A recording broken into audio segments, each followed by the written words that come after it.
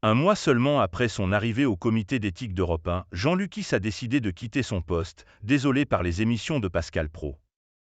Jean Lucas n'aura fait que passer.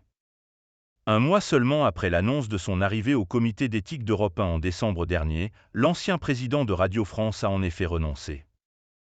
Il s'en est ouvert dans les colonnes de Libération, pointant du doigt la qualité des émissions de la station du groupe Bolloré et visant tout particulièrement Pascal Praud, sa figure emblématique.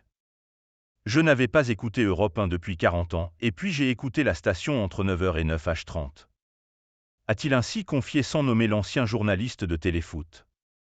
Mais depuis la rentrée, la case est occupée par Pascal Praud et plus précisément par son émission « L'heure des pros », diffusée sur CNews. En écoutant ça, j'ai commencé à avoir des boutons. Je ne savais pas qu'il y aurait ça à la rentrée, ni Philippe de Villiers, ancien eurodéputé, fondateur du Puy du Fou en Vendée et soutien d'Éric Zemmour à la présidentielle de 2022, note de la rédaction. En écoutant ça, j'ai commencé à avoir des boutons. J'ai d'autres choses à faire, comme m'occuper de mon chien, a poursuivi celui qui a commencé à l'ORTF et qui avait précédemment pris place au comité d'éthique de la chaîne de télévision russe controversée RT.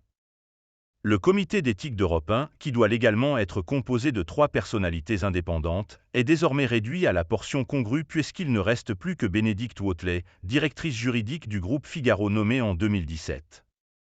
Jacques Lalin, ancien journaliste du Parisien, nommé en 2021, qui présidait le comité au moment de l'arrivée de Jean Lucas, a lui aussi claqué la porte au début de l'année, pour des raisons personnelles.